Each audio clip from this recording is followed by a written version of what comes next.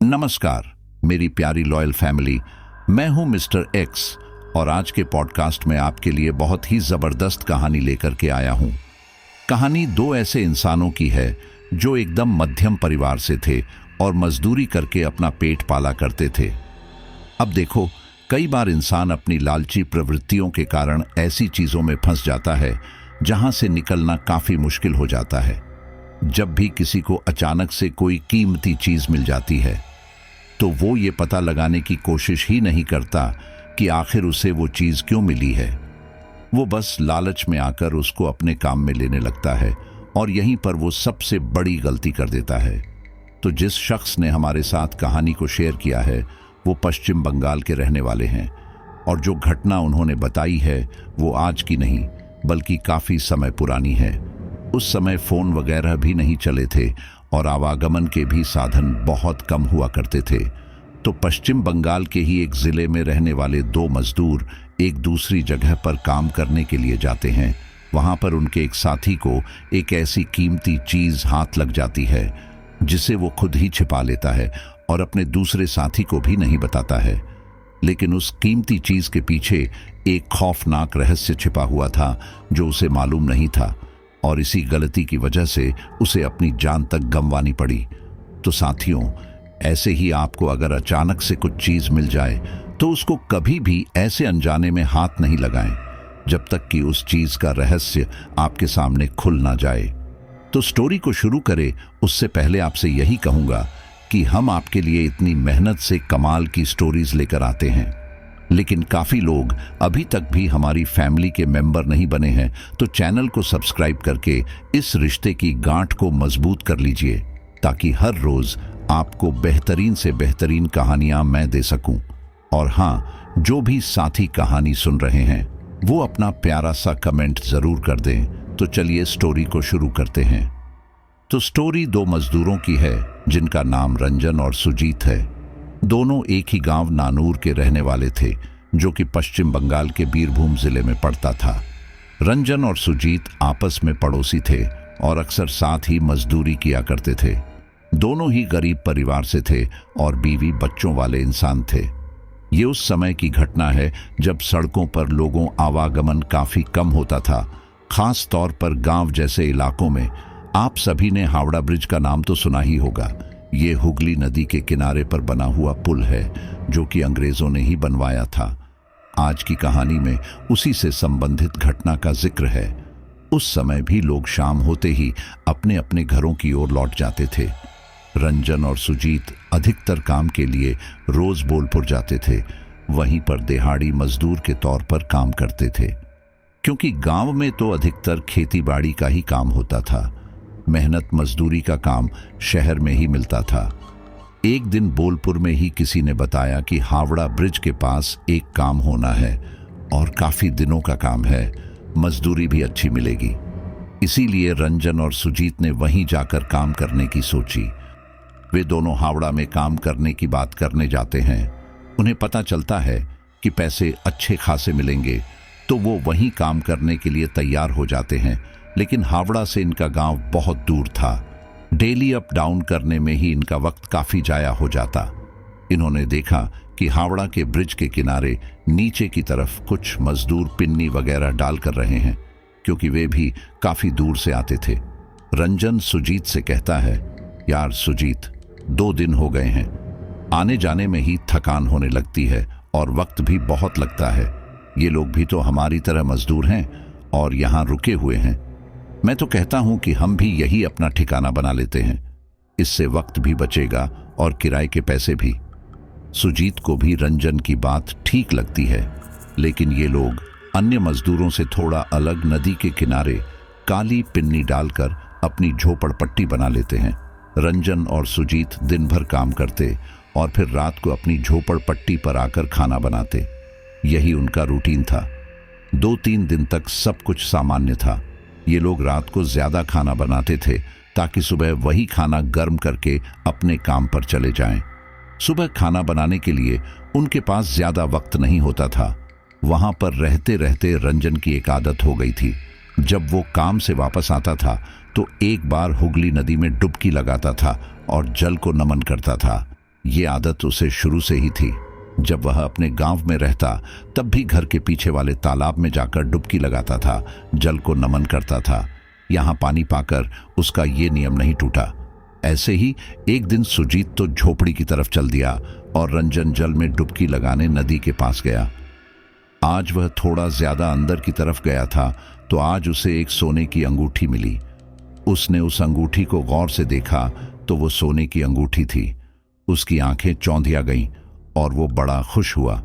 रंजन उस अंगूठी को अपने साथ रख लेता है और वापस अपनी झोपड़पट्टी में आ जाता है। खाना वगैरह खाकर दोनों सो जाते हैं। फिर उसी रात रंजन की आंख खुलती है और वह पानी पीने के लिए उठता है।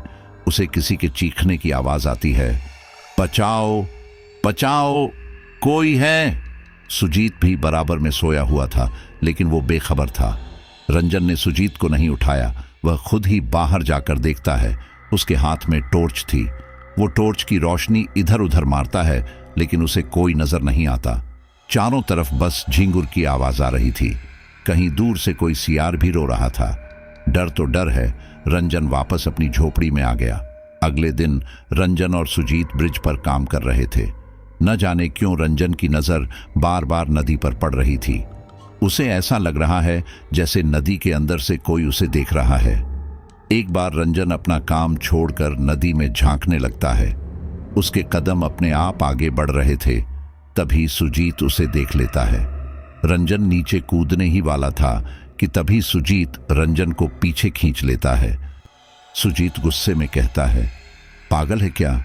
आगे नदी है और यहां पानी भी गहरा है, अगर गिर जाता तो? सुजीत के खींचने पर रंजन अपनी आंखें खोलने बंद करने लगता है, ऐसे जैसे नींद से जागा हो। वो नीचे देखता है और डर के मारे पीछे हो जाता है। रंजन कहता है, क्या हुआ? सुजीत कहता है, तू नदी में कूदने जा रहा था, होश में तो है ना? रंजन एक बार फिर नीचे देखता है और घबरा जाता है। वे लोग वापस अपने काम पर लग जाते हैं। अगले दिन फिर शाम को सभी लोग खाना पीना खाकर लेटते हैं। कुछ देर बाद रंजन और सुजीत की आंख लगी थी। रात का दूसरा पहर था और फिर से रंजन को किसी के रोने चीखने की आवाज आने लगी। रंजन ने फिर से बाहर जाकर देखा लेकिन उसे कोई नहीं दिखा। रंजन सोचने लगा कि आखिर कौन है जो इस तरह चीखता चिल्लाता है। वह सुजीत को उठाता है और बताता है, बाहर कोई मुश्किल में है, हमें वहां जाकर देखना चाहिए। लेकिन सुजीत कहता है, अरे कौन चिल्ला रहा है भाई? मुझे तो किसी की आवाज नहीं आ रही है। रंजन फिर खुद ही उठता है और बाहर जाकर देखता है। वह उस आवाज का पीछा करते करते नदी के किनारे पहुंच जाता है। अब आवाज आना बंद हो गई थी।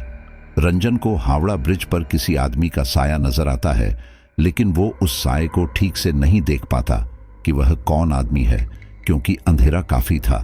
ब्रिज पर जल रही लाइट की रोशनी से उस आदमी का चेहरा साफ नहीं दिख पा रहा था, क्योंकि ब्रिज की और नदी के किनारे की दूरी अच्छी खासी थी। रंजन उस आदमी की तरफ देखता है और देखते ही देखते वह आदमी नदी में कूद जाता है। तभी रंजन को नदी में किसी का हाथ ऊपर उठता हुआ दिखता है, जैसे कोई डूब रहा हो। रंजन उस आदमी को बचाने के लिए आगे बढ़ता है। तब वह देखता है कि एक बहुत भयानक चेहरा लिए आदमी नदी से ऊपर खड़ा हुआ है। आंखों के नीचे काले गहरे गड्ढे, चेहरा फूला हुआ और पूरी तरह सफेद। रंजन उस चेहरे को देखकर घबरा जाता है और वापस मुड़ता है। लेकिन तभी रंजन को एक आवाज आती है, रंजन। उस आवाज से रंजन के कदम अपने आप रुक जाते हैं। रंजन के कानों में पानी के बहाव की तेज आवाज आ रही थी। वह पीछे पलटकर देखता है तो उसके सामने एक आदमी डूब रहा था। रंजन ना चाहते हुए भी उस आदमी को बचाने के लिए वापस नदी में चला जाता है। सुजीत की नींद भी कच्ची हो गई थी। जब वह देखता है कि रंजन उसके पास नहीं है तो वो उठता है और रंजन को ढूंढता हुआ नदी के पास पहुंच जाता है। सुजीत देखता है कि एक आदमी नदी में चले जा रहा है।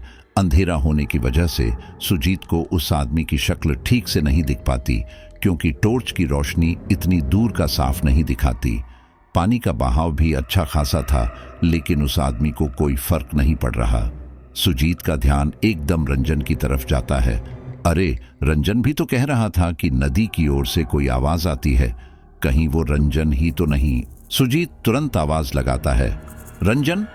ओ रंजन। सुजीत की आवाज लगाने पर रंजन तुरंत पलट कर देखता है। सुजीत रंजन का चेहरा देख लेता है। वह फिर आवाज लगाना शुरू कर देता है। तभी रंजन पानी में आसपास देखता है। वहां उसे अब किसी का हाथ नहीं दिख रहा था और न ही किसी की आवाज आ रही थी। सुजीत भी पानी के थोड़ा अंदर तक जाता है और रंजन को बुलाता है। रंजन वापस आने लगा था। सुजीत एक बार फिर गुस्से में रंजन से कहता है, तुझे क्या हो गया है, कैसे इधर उधर टहल रहा है? रंजन कहता है, यार मैंने किसी को डूबते हुए देखा था। सुजीत हैरानी से कहता है, क्या? रंजन कहता है, हाँ यार, मैं उसे बचाने के लिए जा रहा था। जब तक मैं पास गया वह आदमी मुझे दिखना बंद हो गया। पता नहीं कौन था। सुजीत कहता है, चल यहां से निकलते हैं। पानी का बहाव अच्छा खासा है, कहीं ऐसा ना हो कि उसे बचाने के चक्कर में हम भी बह जाएं। हम सुबह किसी को खबर दे देंगे। फिलहाल हम यहां से चलते हैं। रंजन और सुजीत वापस अपनी झोपड़ी में आ जाते हैं। सुजीत तो आते ही सो जाता है, लेकिन रंजन को बहुत देर में नींद आती है। तभी वो देखता है कि उसकी झोपड़ी के पास कोई आदमी उसे आवाज लगा रहा है। वह उठता है और अंधेरे में टॉर्च मारता है। तभी उसकी नजर एक आदमी पर पड़ती है। उसका शरीर फूला हुआ था और चेहरे की खाल कहीं कहीं से छूट रही थी और खून भी निकल रहा है। रंजन ने जैसे ही उस भयानक चेहरे को देखा वो चीखने लगा। उसकी चीख सुनकर सुजीत उठ गया और रंजन को भी उठाया। रंजन पूरा पसीने में भीग रहा था। सुजीत बोला, अरे क्या हुआ, क्यों चीख रहा है? रंजन बोला, मैंने उसे देखा, वो आदमी बहुत डरावना है। सुजीत को रंजन की हालत ठीक नहीं लगती। रंजन का ये व्यवहार सुजीत को परेशान कर रहा था। सुजीत रंजन को समझाता है कि कहीं कुछ नहीं है, तू सो जा, लेकिन रंजन बहुत परेशान रहने लगा था। सुबह होते ही सुजीत उस आदमी के बारे में भूल जाता है जो कल नदी में डूब रहा था, और रंजन भी इसका कोई जिक्र नहीं करता। एक शाम काम से वापस लौटने के बाद सुजीत तो झोपड़ी में आ गया और रंजन जल को नमन करने नदी पर गया, लेकिन वो काफी देर वापस झोपड़ी में नहीं आया। सुजीत अकेले ही खाना बना लेता है और रंजन का इंतजार करता रहता है, लेकिन 8 बजे तक भी उसका कुछ पता नहीं चलता। फिर वह रंजन को आसपास ढूंढता है तो वह रंजन को नदी किनारे पाता है। रंजन अपने पूरे शरीर में नदी किनारे की रेत को अपने शरीर में मल रहा था। सुजीत को बड़ा अजीब लगा कि आखिर रंजन ये क्या कर रहा है। सुजीत भागता हुआ रंजन के पास गया और पूछा, ये क्या कर रहा है तू? रंजन गुस्से में बोला, क्यों, तुझे दिखाई नहीं दे रहा? सुजीत को रंजन का इस तरह बोलना बड़ा अजीब लगा। सुजीत ने कहा, मेरा मतलब ये रेत अपने शरीर पर क्यों लगा रहा है? रंजन कुछ नहीं बोलता है।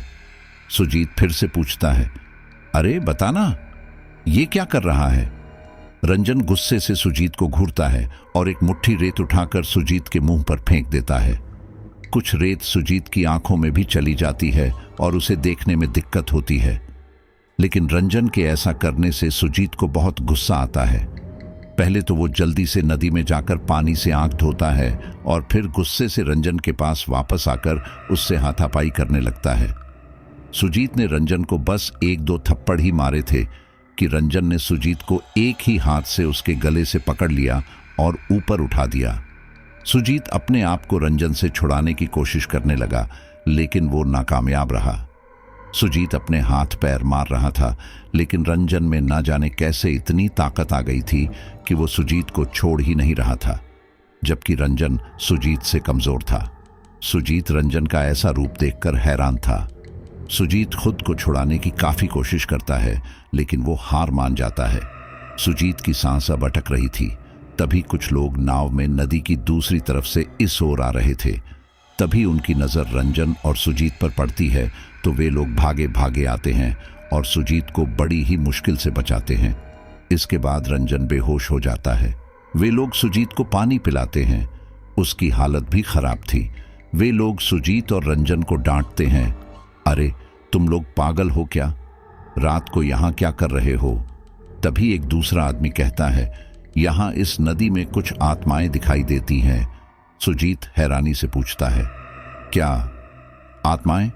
वह आदमी कहता है, हाँ, यहाँ इस नदी में कई लोगों ने ब्रिज से कूदकर अपनी जान दी है, जिनकी आत्माएं आज भी यहाँ भटकती हैं और आदमी को अकेले पाकर उन्हें परेशान करती हैं। रात हो चुकी है, जितनी जल्दी हो सके यहाँ से निकलो। सुजीत को भी यही लगता है, क्योंकि रंजन में अचानक बहुत ताकत आ गई थी। फिर वे लोग सुजीत से उसके और रंजन के बारे में पूछते हैं तो सुजीत बता देता है कि हावड़ा ब्रिज पर कुछ काम करते हैं और पास में ही एक झोपड़पट्टी में रहते हैं। इसके बाद वे लोग रंजन और सुजीत को उनकी झोपड़ी तक पहुंचा देते हैं और वहां से चले जाते हैं। सुजीत को अब रंजन से डर लग रहा था, फिर भी वो उसका ध्यान रखता है क्योंकि रंजन उसका दोस्त था। अगले दिन रंजन और सुजीत काम पर जाते हैं। वहां पर इन्हें लोहे की कुछ पट्टियों को काटना था, जिसके लिए इन्हें कुछ औजार की जरूरत पड़ती है, लेकिन सुजीत और उसके साथ काम करने वाले साथियों के पास वो औजार नहीं थे। तभी रंजन अपने दोनों हाथों से उस लोहे की पट्टी को तोड़ देता है।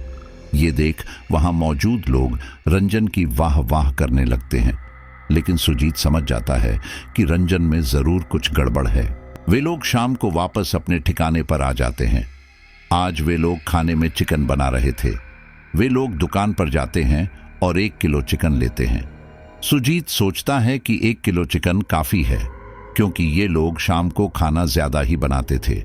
वही खाना खाकर सुबह अपने काम पर जाते थे। सुबह इतना समय नहीं होता था कि खाना बना सके और खा भी सके। सुजीत दुकान वाले से 1 किलो चिकन पैक करने को कहता है, लेकिन रंजन एक अलग आवाज में कहता है, 1 नहीं 2 किलो और कर दो। दुकान वाला पूछता है, मतलब 3 किलो? रंजन कहता है, हाँ 3 किलो। रंजन की आवाज बदली हुई थी। सुजीत रंजन से पूछता है, तेरी आवाज को क्या हुआ है? रंजन गुस्से से सुजीत को घूरता है।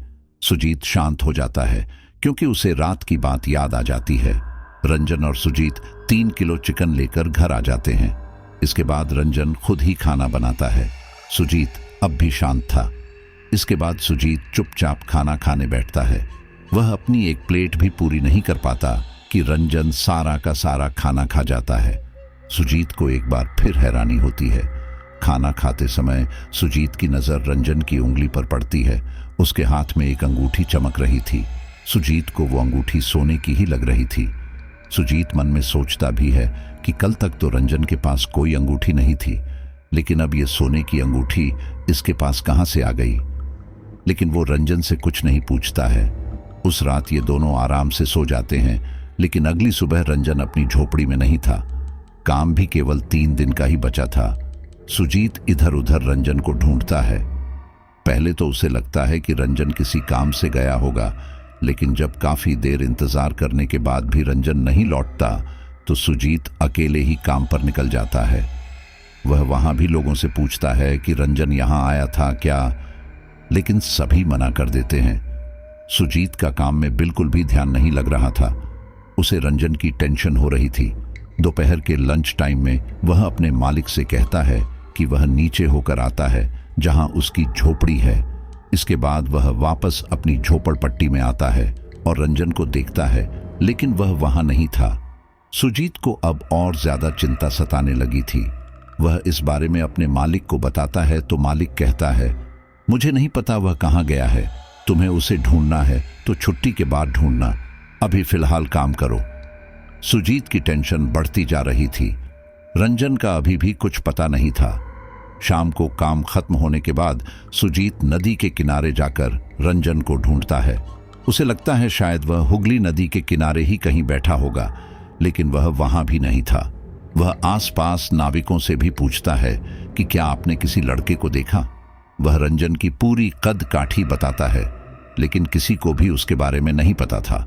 वह थक हार वापस आ जाता है। खाना वगैरह बनता है। उसके बाद वह थोड़ा आगे जाकर जहां कुछ दूसरे लोग रहते थे उनसे पता करता है। सभी लोग रंजन के बारे में मना कर देते हैं। अब सुजीत यही सोचता है कि रंजन कहीं वापस गांव तो नहीं चला गया, लेकिन उसके पास इतना समय नहीं था कि वह गांव जाकर यह पता करता कि रंजन वहां गया है या नहीं। और उस समय संचार के ऐसे साधन थे नहीं कि फोन से पता कर लिया जाए। वह 3 दिन बाद अपना काम पूरा करके अपने मजदूरी के पैसे लेकर अपने गांव लौटता है। उसके मन में अभी भी रंजन को लेकर चिंता थी। उसे यह डर था कि वह जिस तरह अकेले गांव जा रहा है, कहीं उसके घर वाले यह न पूछे कि रंजन कहाँ है। लेकिन उसका एक मन कहता कि शायद रंजन अपने गांव ही होगा। खैर, पूरे रास्ते सोचते सोचते वह अपने गांव पहुंच जाता है। गांव पहुंचने पर वह अपने घर बांध में जाता है। सबसे पहले वह रंजन के घर जाता है और उसकी पत्नी से पूछता है, रंजन है क्या? सुजीत को देखकर रंजन की बीवी पहले तो खुश होती है, लेकिन सुजीत के प्रश्न पर एकदम उसका चेहरा मायूसी में बदल जाता है और वह कहती है, क्या रंजन? वो तो आपके साथ ही गए थे और आपके साथ ही वापस आने वाले थे। ये बात सुनकर सुजीत के चेहरे पर टेंशन और ज्यादा बढ़ जाती है। उसके चेहरे के तनाव को देखकर रंजन की पत्नी मिथिला कहती है, क्या हुआ दादा, कहाँ है वो आपके साथ ही गए थे ना? सुजीत को कुछ समझ नहीं आता कि वह क्या कहे। वह कुछ देर शांत था और बार बार मिथिला पूछ रही थी, बताइए दादा, कहाँ गए वो? मिथिला को कुछ अशुभ होने का संकेत होता है, इसलिए उसकी आंखों में आंसू आने लगते हैं। सुजीत का दिमाग चारों तरफ दौड़ रहा था। फिर वह कहता है, मिथिला, रंजन मेरे साथ ही गया था, लेकिन वह 3 दिन से मेरे साथ नहीं है। मुझे लगा कि वह वापस गांव आया है। ये सुनकर मिथिला जोर जोर से रोने लगी। वह कहने लगी, वो तो आपके साथ ही गए थे, तो ऐसे कहाँ चले गए? वो तो यहाँ आए ही नहीं। मिथिला का रोना देखकर आसपास के लोग उसके घर आ गए और सुजीत से उसके रोने की वजह पूछने लगे। सुजीत ने सारा मामला बताया, गांव वालों को बताया। गांव वालों ने भी यही कहा कि रंजन तो यहाँ नहीं आया और वह तुम्हारे साथ ही गया था। इसके बाद सुजीत ने अपने साथ घटी कुछ बातें बताई कि रंजन के व्यवहार में पिछले कुछ दिनों से थोड़ा बदलाव था। सभी लोग रंजन को ढूंढने के लिए पुलिस स्टेशन जाते हैं और वहां पर मामला दर्ज कराते हैं। इसके बाद पुलिस सबसे ज्यादा पूछताछ सुजीत से ही करती है और शक भी उसी पर करती है, क्योंकि वे दोनों साथ थे। पुलिस को शक था कि हो सकता है पैसों के किसी लेन देन के चक्कर में सुजीत ने रंजन को मार दिया हो या गायब कर दिया हो। पुलिस सुजीत के बताए हुए उस हावड़ा ब्रिज के पास बनी झोपड़पट्टी में भी जाती है और हावड़ा ब्रिज पर काम करवा रहे ठेकेदार के पास भी जाती है। पुलिस उन लोगों से सुजीत के बारे में पता करती है। इसके साथ वह अन्य मजदूरों से भी मिलते हैं और मजदूर से सुजीत के स्वभाव के बारे में पूछते हैं, लेकिन सब सुजीत के स्वभाव के बारे में अच्छा ही कहते हैं। उसके बारे में कोई भी नकारात्मक पहलू नहीं था कि पुलिस अब सुजीत पर शक करती। लेकिन सबसे बड़ी बात यही थी कि रंजन आखिरी बार सुजीत के साथ ही था। पुलिस बार बार सुजीत को टॉर्चर करती थी। वह उससे पूछती थी कि रंजन के बारे में तुम्हें ही पता है, क्योंकि वह तुम्हारे साथ रहता था। लेकिन सुजीत तो खुद परेशान था। सुजीत ने पुलिस को यह भी बताया कि रंजन रोज नदी पर नमन करने के लिए जाता था। साथ ही सुजीत ने यह भी बताया कि उसके गायब होने के 1 दिन पहले उसने 3 किलो मुर्गा खाया था, जो कि मुझे काफी अचंभित कर रहा था।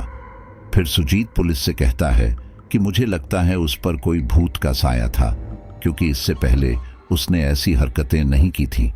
इधर 2-4 दिन रंजन को खोजा जाता है। वहीं हुगली नदी के दूसरे छोर पर एक आदमी की लाश मिलती है जो बुरी तरह फूली हुई थी। वह लाश इतनी बुरी तरह फूली हुई थी कि शरीर की खाल कहीं कहीं से हट रही थी और अंदर का मांस दिखाई दे रहा था। उस लाश की पहचान करना भी मुश्किल हो रहा था, लेकिन वहां के लोगों के लिए एक लावारिस लाश थी। बाद में ये मामला वहां के पुलिस स्टेशन जाता है और अन्य पुलिस स्टेशन पर भी खबर कर दी जाती है कि हमें इस हालत में एक लावारिस लाश मिली है। जब यह खबर सुजीत के इलाके के पुलिस स्टेशन तक जाती है तो वे लोग तेजाई के साथ उस लाश की पहचान करने के लिए मिथिला और सुजीत को ले आते हैं।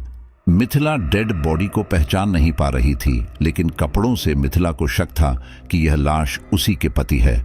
उसके बाद सुजीत की नजर उस डेड बॉडी की उंगली पर गई जिसमें एक सोने की अंगूठी थी। सुजीत ने तुरंत कहा, सर, यह रंजन की ही लाश है। पुलिस ने उससे पूछा, तुम कैसे कह सकते हो कि यह रंजन ही है? सुजीत ने बताया, इसके हाथ में अंगूठी है। मैंने इससे पहचान की है कि यह रंजन की है। लेकिन मिथिला कहती है, नहीं सर, उनके पास तो कोई अंगूठी थी ही नहीं, और सोने की तो बिल्कुल भी नहीं। ये अंगूठी तो सोने की लग रही है। इसके बाद सुजीत कहता है, हाँ, मुझे भी यही पता था कि रंजन के पास कोई अंगूठी नहीं है, लेकिन जिस रात हम खाना खा रहे थे उस रात मेरी नज़र रंजन की अंगूठी पर पड़ी थी। मैंने सोचा भी कि रंजन से पूछूं कि आखिर तुम्हें ये अंगूठी किसने दी या कहां से मिली, लेकिन मुझे डर लगा कि कहीं फिर से वह मुझे घूरेगा या मारेगा, इसलिए मैंने उससे पूछना ज़रूरी नहीं समझा। अब मिथिला को कपड़े से तो शक था कि ये उसका ही पति है, लेकिन वह बस अपने मन को मनाने के लिए तैयार नहीं थी। आखिर में उस डेड बॉडी का डीएनए टेस्ट कराया जाता है। उस समय में डीएनए टेस्ट की रिपोर्ट काफ़ी दिनों में आती थी, क्योंकि वह एक नया टेस्ट चला था। डीएनए टेस्ट से पता चलता है कि यह लाश रंजन की ही है। मिथिला पर तो जैसे दुखों का पहाड़ टूट पड़ता है। उसके 2 बच्चे थे, घर वाले अलग परेशान थे, लेकिन अब जो होना था हो गया। जब रंजन की डेड बॉडी का अंतिम संस्कार किया गया तो उसके साथ ही रंजन की वे सभी वस्तुएं जो रंजन इस्तेमाल करता था उसे शमशान घाट में ही छोड़ आए। जैसे रंजन के द्वारा इस्तेमाल की जाने वाली चारपाई, उसके कपड़े, उसकी चप्पल और भी बहुत कुछ। यह सब काम उसके छोटे भाई देवाशीष ने किया था, लेकिन देवाशीष ने लालच के चलते रंजन के हाथ की अंगूठी को नहीं फेंका था।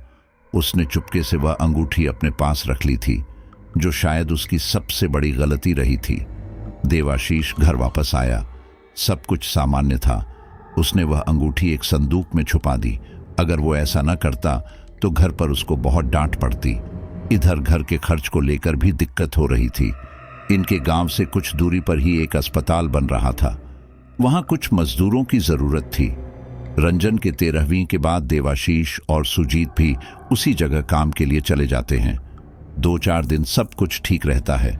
फिर गांव में एक शादी आती है।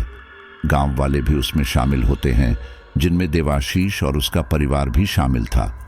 इस मौके पर देवाशीष ने वो अंगूठी पहन ली थी जो कि रंजन के हाथों में थी। भीड़ भाड़ में किसी ने इतना गौर नहीं किया। रात को जब शादी का प्रोग्राम खत्म हुआ तो देवाशीष और उसके घर वाले घर वापस आ गए। वैसे तो सभी अपने कमरों में सोते थे, लेकिन देवाशीष बाहर बरामदे में सोता था।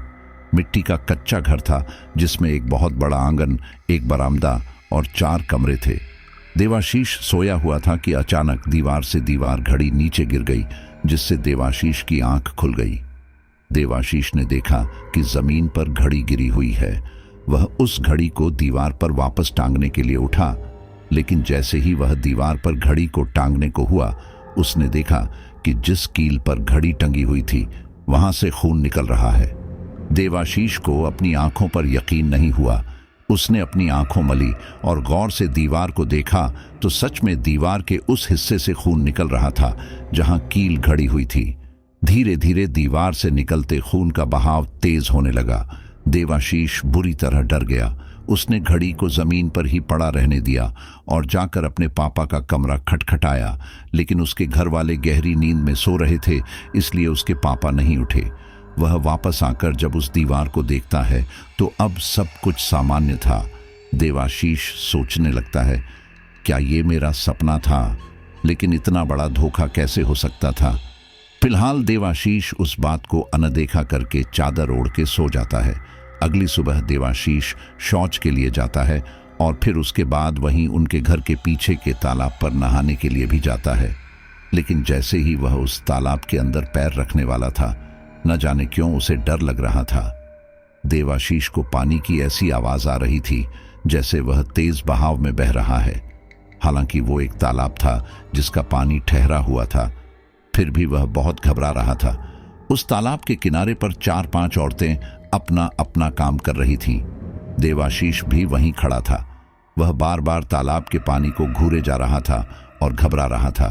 तभी एक औरत ने देवाशीष की इस हरकत पर गौर किया और उसने पूछा, ए देवा, क्या हुआ? तेरी तबीयत ठीक नहीं है क्या? तुझे तो बहुत पसीना आ रहा है। देवाशीष को जैसे उस औरत की आवाज आई ही नहीं। उसके कानों में तो बस बार बार पानी के तेज बहाव की आवाज आ रही थी। वह पानी को देखकर घबरा रहा था। उस औरत ने दोबारा देवाशीष से पूछा, लेकिन देवाशीष में कोई जवाब नहीं दिया और वापस अपने घर भाग गया। वह जाकर चुपचाप एक चारपाई पर बैठ गया। तब उसकी भाभी मिथिला ने उससे पूछा, क्या हुआ देवा, नहाए नहीं? तो वह बोला, मुझे नहीं नहाना। ये सुनकर सभी लोग थोड़ा अचंभित तो हुए कि अरे इसे क्या हो गया। अच्छी खासी गर्मी पड़ रही है, पूरी रात उमस में निकल जाती है और ये नहाने को मना कर रहा है। घर वाले सोचते हैं कि हो सकता है देवाशीष की तबीयत ठीक नहीं है, इसलिए वह नहीं नहा रहा।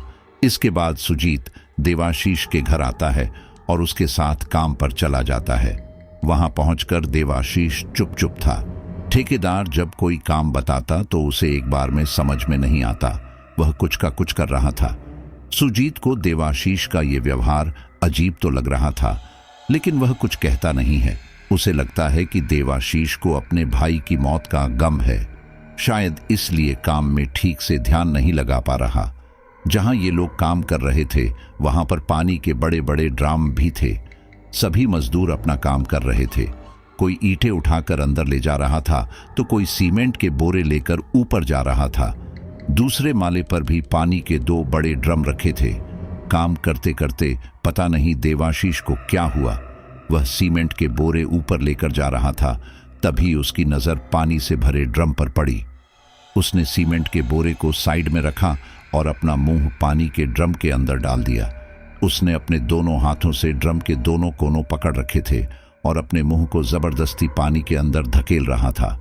तभी आते जाते 2 मजदूरों की नजर देवाशीष पर पड़ी। देवाशीष को अजीब हरकत करते हुए देख उन दोनों मजदूरों ने आपस में कुछ बात की। फिर जाकर देवाशीष से कहा, देवा ये क्या कर रहे हो तुम? लेकिन देवाशीष तो कुछ बोला ही नहीं। वह तो अपनी गर्दन को पानी में डुबोए पड़ा था।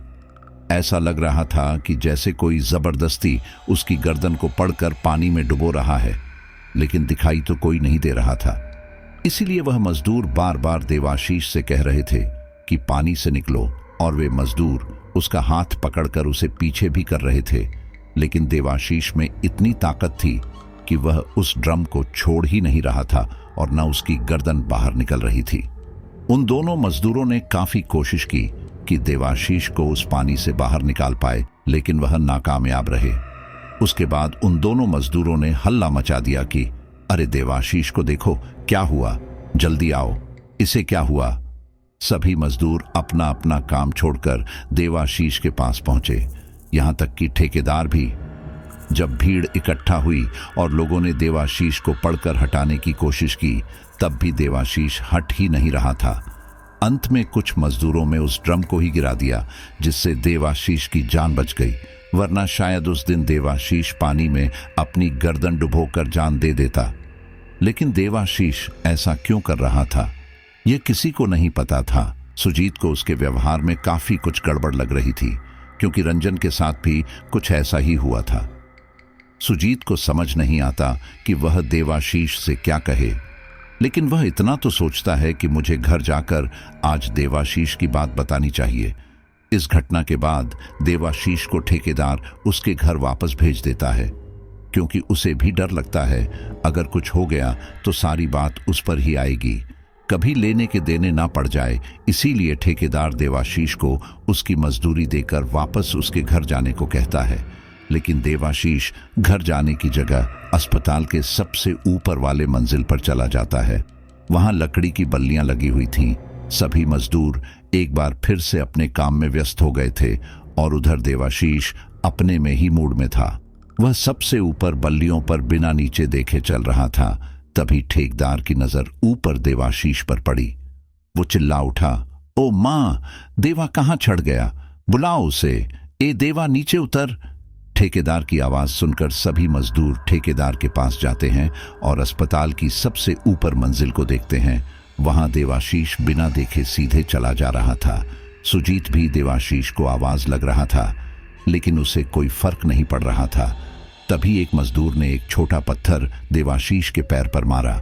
देवाशीष ने तुरंत नीचे की तरफ देखा और गुस्से से घूरने लगा। इसके बाद देवाशीष ने अपना एक पैर हवा में रखा। यह देखकर सभी की सांसें अटक गई और सब डर गए। सुजीत चिल्लाने लगा, नहीं देवाशीष, ये क्या कर रहे हो? रुको वहीं, रुको। इसके बाद देवाशीष की ओर दो मजदूर जल्दी से ऊपर की मंजिल पर गए। उन्होंने देखा कि देवाशीष की आंखें लाल हो रही हैं, उसके शरीर से पसीना पानी की तरह बह रहा है। सुजीत देवाशीष को कहता है, देवाशीष तुम्हें क्या हुआ है? तुम्हें तो घर जाने के लिए कहा था, तुम यहां क्यों आए हो? देवाशीष कहता है, चले जाओ यहां से, वरना मैं तुम सबको नीचे गिरा दूंगा।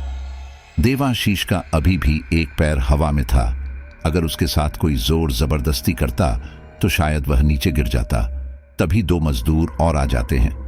सुजीत देवाशीष को बातों में लगाए रखता है और तभी वे दो मजदूर देवाशीष को पकड़ लेते हैं और उसके दो थप्पड़ मारते हैं।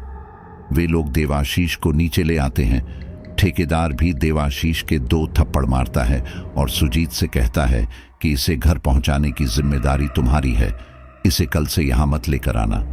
इसके बाद सुजीत देवाशीष को उसके घर ले जाता है और उसके घर वालों को आज की सारी कहानी बताता है, जिसे सुनकर देवाशीष के घर वाले फिर से परेशान हो जाते हैं। अभी कुछ दिन पहले ही तो उनके बड़े लड़के की मौत हुई थी, अब छोटे लड़के को क्या हो गया? सब परेशान थे। सुजीत देवाशीष के घर वालों से इतना कहकर अपने काम पर वापस चला जाता है कि आप लोग देवाशीष का ध्यान रखना। देवाशीष, जिसका व्यवहार पूरी तरह से बदल गया था, वह अपने घर वालों से भी गुस्से में बात कर रहा था। जब उसकी भाभी ने उसे खाना दिया तो उसने खाना फेंक दिया और बोला, ये क्या पकाया है? साग भात। ये मुझे नहीं खाना, मुझे शराब चाहिए, शराब लाकर दो। देवाशीष के मुंह से शराब का नाम सुनकर उसके घर वाले हैरान रह जाते हैं, क्योंकि उसके घर में कोई भी शराब नहीं पीता था और ना देवाशीष का कोई ऐसा दोस्त है जो इन सब कामों में शामिल हो। देवाशीष के पिताजी उस समय घर पर नहीं थे। ऐसे में देवाशीष को संभालना और भी भारी हो रहा था। घर की औरतें उसे संभाल नहीं पा रही थी। वह शराब की जिद कर रहा था। तभी उनके पड़ोस के कुछ लोग उसके घर पहुंचते हैं। उन्हीं में से एक काका देवाशीष को समझाते हैं, लेकिन देवाशीष उल्टा उन्हें मारने लगता है। पता नहीं देवाशीष को क्या हुआ था कि वह सबकी जान लेने पर तुला था। बड़ी मुश्किल से देवाशीष की भाभी काका को बचाती हैं। फिर कुछ लोगों की मदद से देवाशीष को एक कमरे में बंद कर देते हैं। तभी गांव का ही एक आदमी कहता है, मुझे तो लगता है कि देवाशीष पर कोई भूत चिपक गया है, वरना हमारा देवा ऐसा कहाँ था? बताओ। काका पर ही हाथ उठा दिया, पिता समान काका पर ही हाथ उठा दिया। गांव के सभी लोग हैरानी कर रहे थे। देवाशीष के पिताजी खेत पर काम कर रहे थे। जब यह खबर उन तक पहुंचती है, वह तुरंत घर वापस आते हैं। उस समय देवाशीष को एक कमरे में बंद कर रखा था। वह बार बार दरवाजा पीट रहा था। देवाशीष की मां और उसकी भाभी दोनों ही परेशान थे। हालांकि गांव के पड़ोसी उनके घर थे ताकि उन्हें कोई नुकसान न पहुंच पाए, लेकिन फिर भी जब तक देवाशीष के पिताजी घर नहीं आ गए, तब तक दोनों औरतों को तसल्ली नहीं हुई। गांव वालों ने देवाशीष की हालात के बारे में उसके पिताजी को बताया। वह कहने लगे, हे भगवान, अब क्या करूं मैं? कहाँ है मेरा बेटा? मिथिला ने कहा, बाबा, वो कमरे में बंद है। देवाशीष के पिताजी देव को देखने के लिए कमरे में जाते हैं तो देखते हैं कि देवाशीष कमरे में है ही नहीं, बल्कि कमरे की पिछली दीवार, जो कि मिट्टी की बनी हुई थी, वह खुदी हुई है। वहां पर अच्छा खासा बड़ा छेद बना हुआ है कि एक आदमी उसमें से निकल जाए। यह देखकर देवाशीष के पिताजी घबरा जाते हैं। वह जल्दी से लोगों को बताते हैं कि दीवार टूटी हुई है। ये देखकर सब लोग हैरान हो जाते हैं। दोपहर का समय था। अधिकतर लोग अपने अपने कामों पर ही थे। जब लोगों को पता चलता है कि देवाशीष अजीब व्यवहार कर रहा है और अपने घर से गायब है, तो सब लोग उसे ढूंढने में लग जाते हैं। सभी लोग आसपास देखते हैं तो देवाशीष घर के आसपास तो नहीं मिलता, लेकिन उनके इलाके से दूर सुनसान जगह पर बने एक तालाब पर देवाशीष एक आदमी को दिखता है, जो कि इन्हीं के गांव का था और वह कहीं बाहर से आज अपने घर आया था। जब उसने देवाशीष को सुनसान जगह एक तालाब के किनारे बैठा पाया तो उसने देवाशीष से पूछा कि वह यहाँ क्या कर रहा है। देवाशीष बोला, नहाने आया हूं। देवाशीष की आवाज बदली हुई थी। वह आदमी बोला, तेरे घर के पीछे ही तो तालाब है, तो तू यहां क्यों आया है? उस आदमी के इतना पूछने पर देवाशीष ने उस आदमी के मुंह पर जोरदार थप्पड़ मारा, जिससे वह आदमी गिर गया। जब तक वह आदमी अपने आप को संभालता और देवाशीष से खुद को मारने की वजह पूछता, वह देखता है कि देवाशीष तालाब के पानी की सतह पर चल रहा है। वह आदमी हैरान रह जाता है कि कोई भला पानी के ऊपर कैसे चल सकता है। वह आदमी बहुत ही आश्चर्य से देवाशीष को देख रहा था। धीरे धीरे देवाशीष तालाब के बिल्कुल बीचों बीच पहुंचता है और एक ही झटके में वह पानी के अंदर डूब जाता है, जैसे किसी ने नीचे से पैर खींच लिया हो। वह आदमी भी घबरा जाता है और चीखता हुआ गांव की तरफ आता है। उसके चीखने चिल्लाने से लोगों को पता चलता है कि देवाशीष सुनसान जगह पर बने एक तालाब पर है। सभी लोग उधर की तरफ भागते हैं तो देखते हैं कि देवाशीष तालाब के बिल्कुल बीचों बीच डूब रहा है। वह बार बार अपने हाथों को पानी के ऊपर लाने की कोशिश करता है, लेकिन ऐसा लग रहा था कोई उसे नीचे से खींच रहा है। तभी गांव के 2-3 लोग तालाब में जाकर देवाशीष को बचाते हैं। देवाशीष बेहोश हो जाता है। उसके मुंह से पानी निकाला जाता है और उसे वापस घर लेकर आया जाता है। कुछ देर देवाशीष सामान्य रहता है, लेकिन फिर एकदम उसे गुस्सा आने लगता है। वह अपने आसपास लोगों को मारने लगता है और घर से बाहर भागने की कोशिश करता है। इसीलिए उसके घर वाले उसे रस्सियों से बांध देते हैं। तभी गांव का एक बूढ़ा आदमी देवाशीष के पिताजी से कहता है, बंशी, बराबर वाले गांव में एक ओझा बैठता है। मेरी मानो तो देवाशीष को उसे ही दिखा दो, इससे पहले कि देर हो जाए। मुझे तो लगता है कि रंजन की मौत की वजह भी कोई भूत प्रेत ही था। जैसी हरकतें ये कर रहा है, इस पर भी किसी भूत का ही साया होगा। देवाशीष के पिताजी को भी यही लगता है, इसीलिए वह उस बूढ़े आदमी के साथ उसी समय दूसरे गांव चले जाते हैं। वे देवाशीष को घर पर ही छोड़ जाते हैं, क्योंकि देवाशीष साथ ले जाने की हालत में नहीं था। वह कभी भी उनके हाथ से छुटकर भाग सकता था। गांव के 2-4 आदमी देवाशीष के घर पर उसकी रखवाली कर रहे थे। शाम ढलने वाली थी। देवाशीष के पिता बंशी और वह बूढ़ा आदमी दूसरे गांव में पहुंच चुके थे। वहां जाकर पता चलता है कि जो ओझा झाड़ फूंक करता है वो तो बिहार गया हुआ है, लेकिन उसका शिष्य यहीं पर है जो अभी झाड़ फूंक करना सीख रहा है। अब पता नहीं वो इन लोगों की मदद कर पाएगा या नहीं। लेकिन देवाशीष के पिताजी जब इतनी दूर आए थे तो खाली हाथ वापस नहीं जा सकते थे, इसलिए वे उस ओझा के शिष्य से मिलते हैं और उन्हें अपनी सारी कहानी बताते हैं। तो वह ओझा यही कहता है कि ठीक है, मैं आपके साथ चलता हूँ, मैं कोशिश कर सकता हूँ। हालांकि मुझे भी सारी क्रियाएं नहीं आती हैं, लेकिन मैं सीख रहा हूँ। बंशी और वह बूढ़ा आदमी उस ओझा के शिष्य को अपने गांव ले आते हैं। जैसे ही ओझा देवाशीष के घर में आता है, देवाशीष और बुरी तरह चीखने लगता है। वह कभी रो रहा था तो कभी हंस रहा था और कभी कहता कि मुझे छोड़ दो, मुझे तकलीफ हो रही है, लेकिन उसकी कोई नहीं सुन रहा था। जैसे ही वह ओझा देवाशीष को देखता है तो समझ जाता है कि देवाशीष पर किसी बुरी आत्मा का साया है। वह ओझा सभी लोगों को वहां से हटाने के लिए कहता है।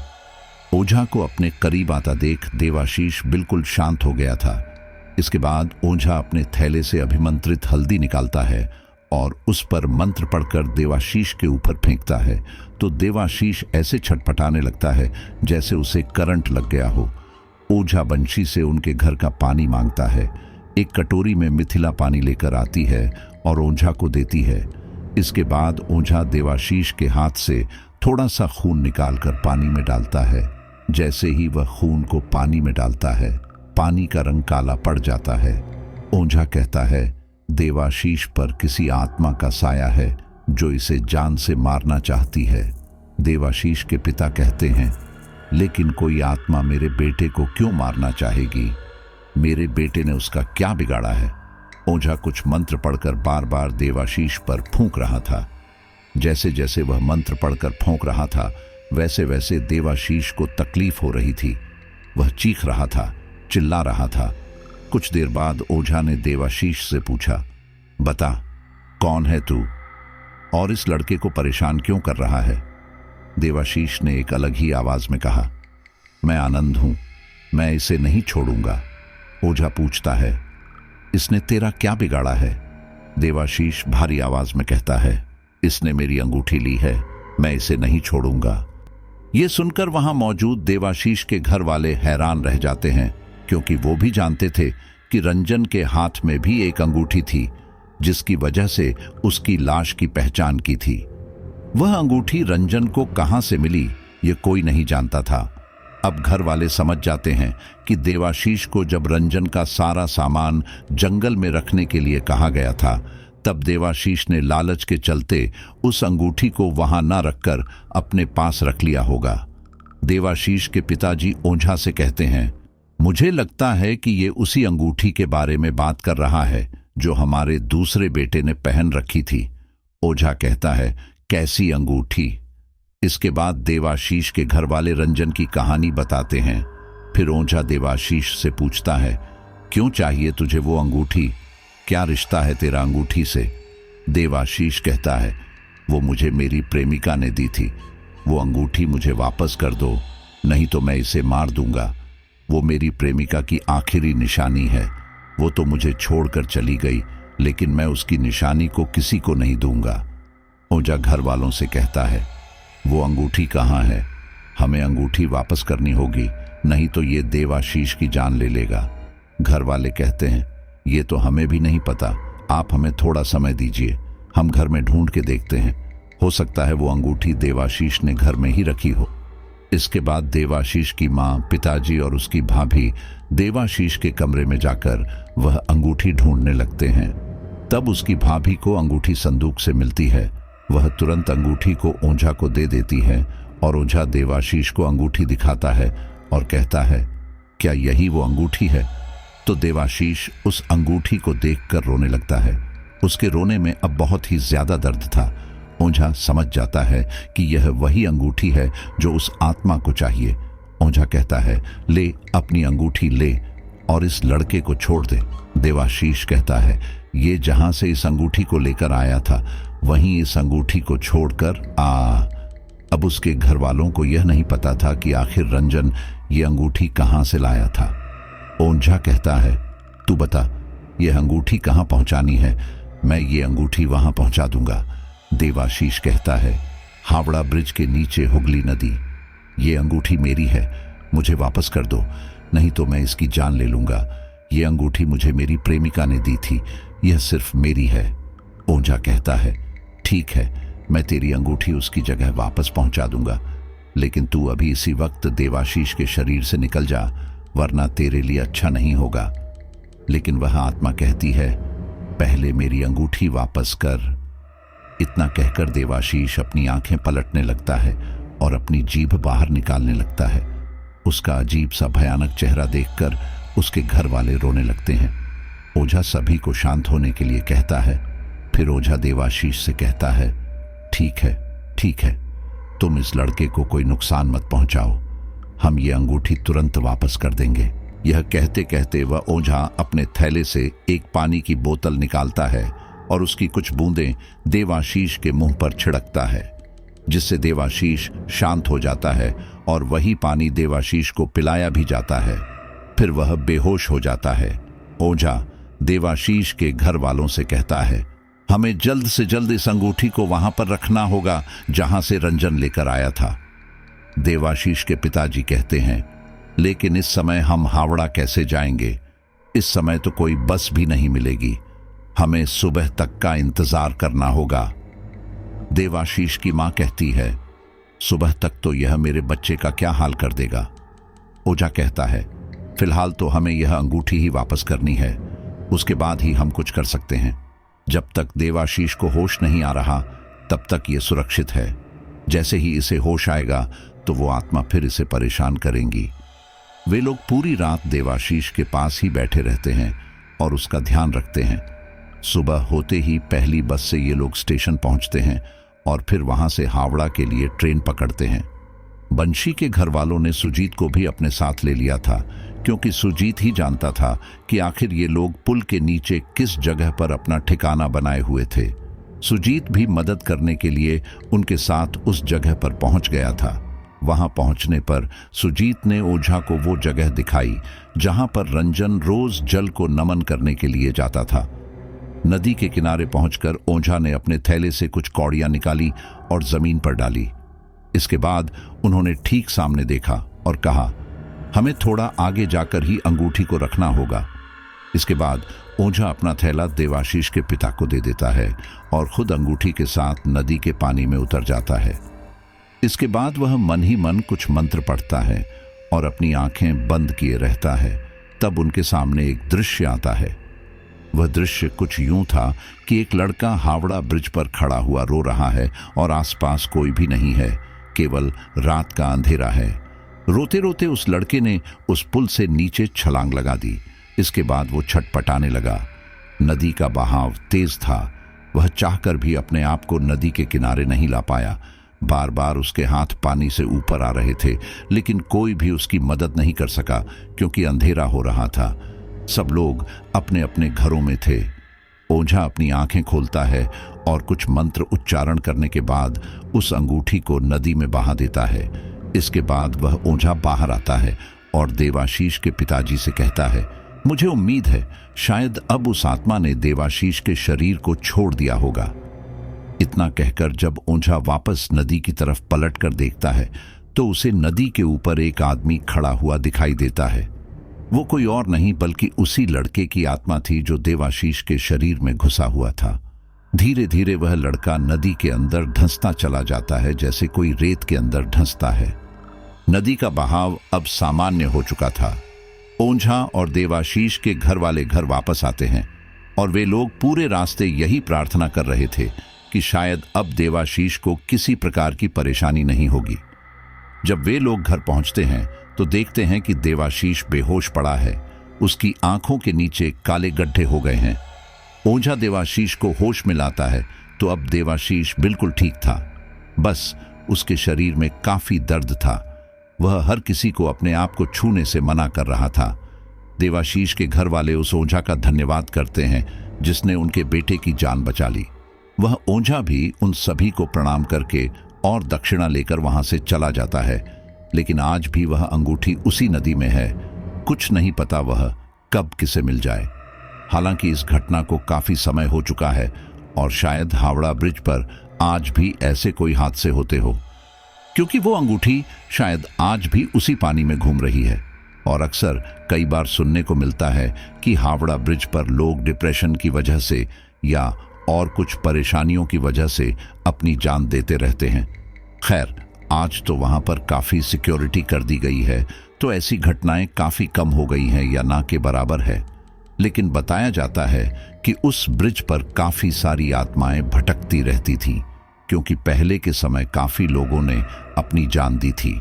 और जो भी लोग रात के समय वहां से गुजरते थे या उन आत्माओं के संपर्क में आ जाते थे तो उनको ऐसे परेशानियों का सामना करना पड़ता था। और जरूरी नहीं कि वहां पर हर किसी को ही ऐसी अंगूठी मिले। कई लोग और कारणों की वजह से अपनी जान वहां गंवा देते हैं, और अगर उन्हें मुक्ति नहीं मिल पाती तो वो अपने बचे हुए काम को करने के लिए वहीं पर भटकते रहते हैं। और जो भी इंसान उनके ऑरा में आ जाता है वो उनसे बच नहीं पाता, यानी उन्हें नजर आने लगता है। या फिर जिन लोगों का ऑरा बहुत ही कमजोर है तो शायद वो उनके शरीर पर भी कब्जा कर ले।